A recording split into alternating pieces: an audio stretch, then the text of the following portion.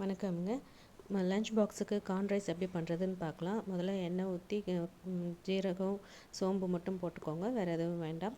அப்புறம் சின்னதாக நறுக்கின வெங்காயம், குடமிளகா, அதுக்கப்புறம் சின்ன சின்னதாக நறுக்கின பூண்டு எல்லாத்தையும் போட்டு நல்லா வதக்கிக்கோங்க. வேறு எதுவும் போட வேண்டாம். அது நல்லா வதங்கட்டும். அப்புறம் தேவையான அளவுக்கு உப்பு போட்டுக்கோங்க. உப்பு போட்டு நல்லா வதக்குங்க. நல்லா வதங்கினதுக்கப்புறம் தேவையான அளவுக்கு மிளகுத்தூள், ஜீரகத்தூள், அதுக்கப்புறம் கொஞ்சமாக வேணும்னா நீங்கள் கரம் மசாலா தூள் போட்டுக்கலாம், இல்லைன்னா விட்டுடலாம். அது ஆப்ஷனல் மட்டும்தான். இது மட்டும் போட்டு நீங்கள் நல்லா வதக்கிக்கோங்க. நல்லா வதக்கினதுக்கப்புறம் அப்புறம் வேக வச்ச கார்ன் இருக்குது இல்லைங்களா, அதையும் போட்டு நல்லா வதக்குங்க. நல்லா வதக்கிக்கோங்க. இந்த மாதிரி நல்லா வதங்கி வரணும்.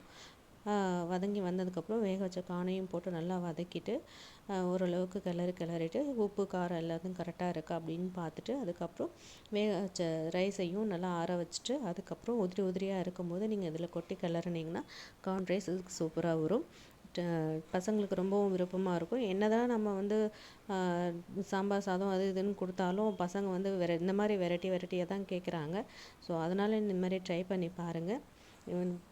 பசங்க விருப்பமாக சாப்பிடுவாங்க. காரமாக இல்லாமல் டேஸ்ட்டாகவும் இருக்கும். ட்ரை பண்ணி பாருங்கள். தேங்க்யூ.